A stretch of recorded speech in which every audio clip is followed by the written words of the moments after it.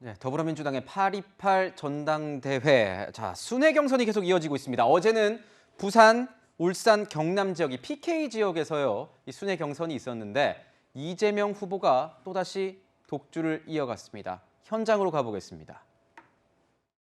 언제나 예상보다 많은 분들이 적극적으로 지지해 주셔서 진심으로 감사드립니다. 아직도 당원수가 적은 지역들에서 부분적인 개표가 이루어지고 있기 때문에 낮은 자세로 최선을 다하고 앞으로도 많은 분들의 지지를 받을 수 있도록 더 노력하겠습니다. 자, 변호사님. 어떻게 보셨습니까? 어대명, 이제 확대명 뭐 이런 얘기도 나오는데 확실히 대표는 뭐 이재명 이런 얘기겠죠. 어떻습니까? 어대명을 계속 확인하는 수준에서 전당대회가 끝날까요? 어떻게 보세요? 반전의 있을까요? 다른 후보들에게? 일단 지금까지 나온 거는 이제 권리당원들의 투표 결과입니다. 그러니까 권리당원 투표 결과는 전체에서 40%를 차지하고 있고요. 네. 오늘 1차로 공개가 될 일반 여론조사는 네. 25%가 반영이 됩니다. 네. 나머지 대의원 관련된 게 30%, 일반 당원 5%가 남아있기는 합니다만 하지만 권리당원 투표에서도 지금까지 이재명 의원이 축적된 누적 득표율이 74.59%에 이릅니다. 사실은 그전에도 당 내부에서 어대명 아니냐 이런 기류가 많았지만 이 정도로 압도적일 줄은 대부분 예상 못했다는 반응이 많은 편입니다. 사실 2위와 3위 박용진 후보와 강우시 후보의 표를 합산을 해도 이재명 후보와도 많은 차이가 나고 있기 때문에요. 네. 단일화 논의 이런 것도 예전에 이제 종결되고 더 이상 나오지도 않게 된 것 같고 사실 이대로라면 뭐 일반 여론조사나 일반 당원들 뭐 대의원 투표가 남아 있기는 하지만 네. 이재명 의원의 좀 어떤 어대명이냐 확대면 기조 자체는 좀 변함이 없을 것 같다라는 생각이 있습니다. 네. 네, 이런 분위기 속에서 오늘 어쨌든 1차 여론조사 결과가 방금 언급을 해주셨지만 발표가 되기 때문에 관심이 가는 건 사실이에요, 소장님. 뭔가 네. 좀 분위기가 달라지는 계기가 될 수 있을 걸로 보시나요? 그 1차 국민 여론조사에서 뭔가 다른 지금까지의 흐름과 네. 다른 현상이 나타난다. 그러면 이제 그 자체가 변수가 될 수 있죠. 그리고 국민들이 이목을 이제 끌게 되는 장면인데 지금까지 흐름을 본다 그러면 그것도 큰 변화가 없지 않을까.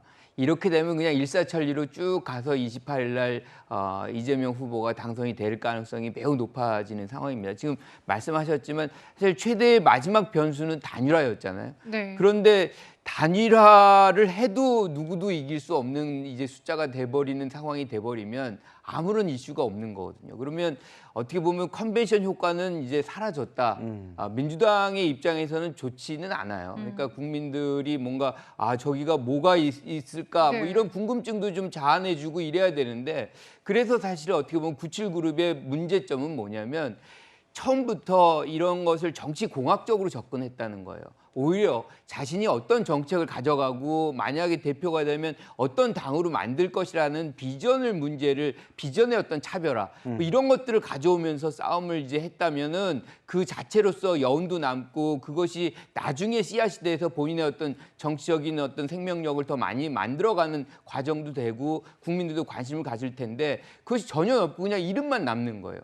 그러니까 지금 최고위원들도 마찬가지거든요. 그 굉장히 안타깝습니다. 그래서 누가 몇 표 받았더라만 남는 거고 거기서 어떤 최고 후보가 지금 뭘 내놨더라는 얘기가 지금 안 나오고 있다는 것이 가장 답답한 대목입니다. 서전 변호사님 보시기에는 어떻습니까? 지금 보면요. 최고위원 얘기도 나왔지만 최고위원에서도 이재명 의원과 친한 뭐 그렇게 분류되는 후보들이 거의 독점하다시피 하는 것 아니겠느냐 뭐 이런 얘기도 나오는데 이러다 이재명 당이 되는 것 아니겠느냐 뭐 이런 얘기도 나오거든요. 권력의 승리가요. 원래 이게 죽은 권력과 떠오르는 권력은 이게 그 명백히 갈릴 수밖에 없어요. 이미 그 문재인 대통령 퇴임한 대통령이잖아요. 소위 말하면 이게 거의 사라진 권력이고 이재명 후보는 이제 그 지금 다 차기에 떠오르는 권력이기 때문에 몰리는 건 어쩔 수 없고 저는 딱 하나만 이게 관심이 있습니다. 어떤 게 관심 있으십니까? 바로 이게 그 호남에서 투표율이 얼마냐. 네. 득표율은 어차피 이게 되는 쪽으로 사람들에게 밴드웨이 되는 쪽으로 가기 때문에 득표율은 뭐 별로 관심이 없고 투표율. 호남은 누가 뭐래도 이게 보수의 성지는 TK고 진보의 성지는 호남이에요. 호남에서 이재명 후보를 얼마나 이게 진심으로 지지하느냐. 이번에 지방선거에 호남의 투표율이 최저였습니다. 근데 이번에도 만약에 호남의 당원들이 전폭적으로 투표에 참여해서 이재명 후보를 지지하지 않는다면 이재명 후보에게 이겨봤자 상처뿐이 영광이다. 호남의 전폭적인 지지를 못 받으면 따라서 저는 호남에 과연 투표율이 얼마 될까 이걸 제일 관심을 가지고 있어요. 호남 투표율도 지켜보셔야겠네요. 그런데 이제 민주당 이게 주류 교체 시작이 지난 대선 후보 경선이었다라면, 왜냐하면 당시에 이재명 후보 한 사람과 이낙연, 정세균 이렇게 친문에서 2명 나왔는데 그걸 이재명 후보가 꺾지 않았습니까? 그러니까 친문에서 친명으로 바뀌는 시작이 대선 후보 경선이었고 대통령 선거에서 패배를 하긴 했습니다만 이번 전당대회를 통해서 친명화 이렇게 주류 세력이 완전히 완성되는 것이 이번 전당대회가 될 것으로 예상이 됩니다. 문제는 과연 그러면 당 지도부가 친 이재명 의원 일색으로 될 것이냐, 아니면 이 견제와 균형이 가능한 6대4 또는 이 7대3 구도가 될 것이냐, 이것이 남아있는 상황인데요. 현재까지 나온 득표율로만 놓고 보면 이 친명 일색 지도부로 흐를 가능성이 굉장히 커 보입니다. 네. 네, 지금 이제 민주당 내부에서는 전대와 함께 이 당원 개정 움직임도 계속 속도를 내고 있습니다. 무엇이냐 하면요, 이제 기소가 되면은 당직자의 직무 정지를 하는 바로 그 당원 80조에 대한 얘기입니다. 이에 대한 우상호 비대위원장의 입장은 이렇습니다. 들어보시겠습니다.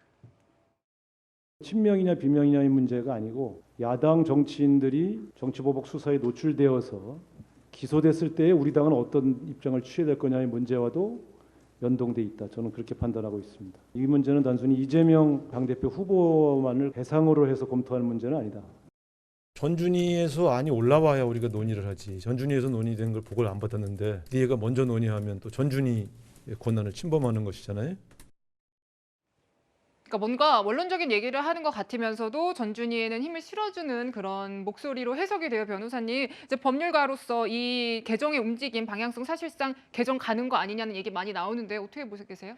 이 80조와 관련해서는 사실 지금 뭔가 시기상으로 특정인, 그러니까 이재명 의원을 네. 위한 거 아니냐, 이제 이런 의혹들이 나오면서 좀 문제가 됐던 것인데요. 사실 네. 그것과 별개로 해서 이제 야당 의원들에 대한 어떤 정치적인 탄압 부분에 있어서 과연 기소만으로 직무를 정지하는 것이 너무 과하지 않느냐라는 문제 의식에서 출발했습니다. 네. 이것은 이재명 의원만을 위한 것이 아니고 야당 의원들이 만약에 공직선거법이 되었던 어떤 관련된 어떤 법 위반으로 기소가 되었을 때 직무가 정지돼서 탄압받는 것이 과연 옳으냐라는 좀 반성적 고려가 있었던 부분은 분명히 있는 것이고요. 그래서 전준위 내에서도 이 부분에 대한 얘기들이 있었고, 원래 전당대회에서는 지도부를 선출하는 것도 의미가 있지만 기존까지 문제가 됐던 당원 당규도 수정하고 개정하는 것에 또 가장 큰 방점이 찍혀 있는 것이기 때문에 이번 전준위에서도 이런 얘기들이 내부적으로 오가고 있습니다. 그럼 비대위에서도 마찬가지로 의견이 있을 수 있는 것인데, 이게 이제 미리 공개가 되다 보니까 마치 특정인을 위한 것이 아니냐라는 이제 의혹에서 좀 논란이 나오고 있는 것이지만, 사실은 우상호 위원장 말씀처럼 이것은 친명이냐 비명이냐 이런 계파의 문제가 아니라요, 야당 의원들을 기소만으로 직무를 정지시켜서 무죄 추정의 원칙에 반하는 당원이 아니었냐라는 문제 의식에서 좀 개정을 해야 되는 거 아니냐, 이런 방향으로 가고 있다고 봐야 될 것 같습니다. 네. 네. 이게 지금 보면은 문재인 당대표 시절에 지어졌던 이제 그만큼 더 깨끗하게 우리 지도부가 일신에서 나가겠다, 이런 어떤 혁신의 이런 내용이었기 때문에 당 일각에서는 또 그리고 여권에서는 이 혁신의 이미지가 뭔가 퇴색되는 것 아니냐, 그게 또 이재명 의원 때문인 것 아니겠느냐, 이런 얘기들이 나오고 있습니다. 어떻게 풀어질지는 좀 더 지켜봐야 될 것 같습니다. 자, 이번 광복절에요, 앞두고 사면이 있었죠. 이 사면에서는 정치인들이 모두 배제가 됐습니다. 이야기를 좀 들어보고 관련된 토크 이어가겠습니다. 이번 광복절 특별 사면에는 정치인과 공직자들은 사면 대상에 포함하지 않았습니다. 현 시점에서 우리 사회의 가장 시급하고도 중요한 현안은 국민들의 민생 경제라는 점을 깊이 고려한 것입니다. 자, 정치인들은 모두 배제됐습니다. 야권에서는 김경수 전 지사 사면돼야 한다, 이런 얘기도 계속 나왔었는데요. 김경수 전 지사가 포함되지 않았죠. 자, 우상호 비대위원장이요, 이런 주장을 했습니다. 들어보시죠. 법무장관 한 사람 때문에 유력하게 검토되던 김경수 지사의 사면이 무산되었다는 소식을 듣고 대한민국 참 큰일 났구나. 법무장관이 세구나. 자, 이런 겁니다. 우상호 위원장은 특사에 대한 대통령실의 반응이 처음엔 나쁘지 않았다. 하지만 발표 2, 3일 전에 분위기가 바뀌었다. 이게 다 한 장관 때문이다. 그러면서 한동훈 장관에게 모든 것을 좀 얻는 느낌인데 어떻게 보셨습니까, 변호사님? 저도 이게 한동훈 장관이 문제가 있다 봐요. 대한민국이 큰일 났다 봐요. 큰일 났습니까? 네. 예. 제가 보기에 이명박 대통령은 사면 복권하고 김경수 지사는 안 했어야지 옳은 겁니다. 아, 그렇습니까? 왜? 전직 대통령하고 김경수 지사가 그게 같은 급입니까? 대통령은 국민의 통합의 상징이에요. 그래서 전두환 노태우 대통령 박근혜 대통령 사면했습니다. 그런데 어떻게 김경수 지사하고 끼워 팔기로 형평성 때문에 그게 둘 다 안 한다는 게 말이 됩니까? 저는 김경수 지사는 아직 형기가 절반 조금 넘었는데 당연히 그는 사면하면 안 되고 드루킹은 미완의 수사입니다. 아직 수사할 게 많아요. 그런데 MB 이명박 대통령이 당연히 사면했어야 된다. 두 명을 비교할 게 아니다. 이걸 저는 첫째 말씀드리고 한 말씀만 더 드리면 경제인도 문제예요. 지금 이게 이재용 부회장은 이미 형기를 다 살았습니다. 물론 이게 복권을 시켜주면 뭐 기업의 대표이사나 이런 건 할 수 있겠죠. 이것만 가지고 이게 기업이 정상화됩니까? 지금 재판받고 있는 게 있어요. 삼성물산하고 제일모직 네. 합병 과정에 뭐 주가 조작이든 뭐 있잖아요. 이게 그때 수사심의위원회에서 10대 3으로 기소하지 마라. 이런 걸 무리하게 기소한 거 아닙니까? 이것 때문에 일주일에 3-4번씩 재판도 받았어요.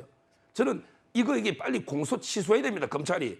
하지 말라는 이 기소를 왜 가지고 기업 활동을 막습니까? 그 내용은 이제 이래야만 검찰, 네, 재판 중인 또 사안이기 때문에 저희가 이렇게 뭐 얘기를 제 주장이죠. 네네. 왜냐하면 이게 그때 수사심의위원회가 그 전에 다 따르다가 10대 3으로 하지 말라는 걸 무리하게 기소가 됐기 때문에 저는 검토를 해봐야 된다. 이 개인적인 주장을 한 거죠. 네네. 네, 지금 이번 사면에 대해서 법무부는 이런 입장을 전했습니다. 그러니까 무슨 얘기냐면요. 그러니까 김경수 전 지사 사면에 관련해서 검토는 됐지만 그러니까 빠진 사람들에 대해서는 사면권자, 그러니까 윤 대통령이 깊이 숙고한 부분이다라는 입장을 밝혔어요. 소장님, 지금 뭐 사면이 무산됐다. 그리고 한동훈 장관 때문이다. 이런 우상호 위원장의 주장 어떻게 받아들이시는지요? 만약에 이게 사실이라면 굉장히 사실 위험한 거죠. 왜냐하면 이 사면권이라는 거는 대통령의 고유 권한인데 네. 이 부분에 대해서 거의 대통령이 사실상 동의한 부분을 결정한 부분을 한동훈 법무부 장관에 의해서 변경이 됐다, 바뀌어졌다. 이게 고유 권한이라고 할 수 있나요? 이러면 이제 공동정권 얘기가 나올 수밖에 없는 거거든요. 그래서 굉장히 사실은 그 말이 사실이라면 굉장히 위험한 지경이다라는 생각이 들고요. 아까 뭐 MB 이명박 전 대통령은 사면을 해야 된다. 사면이라는 것이 대통령의 고유 권한이긴 하지만 사실 국민들의 어떤 동의, 암묵적인 동의가 매우 중요하거든요. 근데 그런 어떤 사전의 조건으로 많은 사람들이 사실은 얘기하고 있는 것이 반성과 사과예요. 네. 그러면 이명박 전 대통령이 그렇게 했느냐? 사법부가 무너졌다라는 말 이후에 사실 한 번도 그러한 부분에 대해서 언급이 없어요. 그런데 일방적으로 해야 된다? 그건 동의하지 않고요. 일단은 기본적으로 사면을 단행하는 이유는 사회적 통합의 목적이거든요. 이제 만약에 어떤 그런 생각이 윤 대통령이 있었다면 그냥 본인 스스로가 단행을 하면 되는 것인데 이거 자체도 오락가락 한다면 결국엔 지금도 막 오락가락하는 정책이라든가 뭐 이런 것들이 많은데 사면권 행사까지도 이런 거냐라는 비판을 받기 쉬운 거죠. 네. 뭐 사면권 관련해서도 민주당과 이 법무부 또 한동훈 장관이 이렇게 뭔가 대척점에 서 있는 이런 느낌인데 또 다른 문제에서도 이 한동훈 장관을 민주당이 저격하고 있습니다. 어떤 내용이냐? 모두 검수완박 이 법률 시행을 앞두고요. 이 시행령으로 검수완박 이 법안의 어떤 취지를 무색하게 만드는 것 아니겠냐 이런 비판이 일고 있기 때문입니다. 지금 보면 법무부가 시행령을 고쳐서 검찰의 이 직접 수사 범위를 대폭 넓히기로 했습니다. 자, 이 중이 등으로 바뀌면서 대통령령으로 정할 수 있는 이 직접 수사 범위가 더 넓게 해석될 수 있다. 이것이 이제 한동훈 법무부 장관의 어떤 주장인 건데 여기에 대해서 더불어민주당 즉각 반발하고 있습니다. 박홍근 원내대표 이야기 듣겠습니다. 소통령이자 차기 대선 주자로 평가받는 한동훈 법무부 장관의 기고만장한 폭주가 끝을 모르고 있습니다. 법을 수호해야 할 장본인이 헌법이 보장한 국회의 입법권을 정면 부정하며 벌써 두 번째 시행령 쿠데타를 일으키고 있는 행위는 반드시 책임을 져야 할 것입니다. 자, 어떻게 보십니까? 차장님께서는요. 지금 보면은 이 소통령이다 이러면서 한동훈 장관에게 좀 뭔가 포커스를 맞추는 것 같아요. 민주당 입장에서는요. 지금 여소야대 상황이기 때문에 안정적인 국정 운영을 하려면 여야 협치가 필수적인데 그런데 이 지금 검찰적법 개정안 시행령을 둘러싸고 아마 여야 극한 갈등의 불씨가 좀 당겨진 느낌입니다. 왜냐하면 이른바 검수완박법을 무리하게 통과시킨 민주당은 절대 양보할 수 없는 시행령이 지금 나온 셈이고요. 반대로 검찰 입장 또는 법무부 입장에서는 이 등에 근거해서 충분히 이 부패와 이 경제 범죄와 관련 있는 여러 포괄적 범죄를 이 수사할 수 있는 시행령을 지금 입법 예고를 한 상황이기 때문에 협치는 멀어지고 아마 극한 갈등은 아마 재현될 가능성이 좀 커지지 않았나, 상당히 좀 우려스러운 상황입니다. 네, 저희가 마지막 순서에서는 민주당의 전대 진행 상황하고요. 사사건건 갈등을 빚고 있는 한동훈 장관과의 갈등 짚어봤습니다.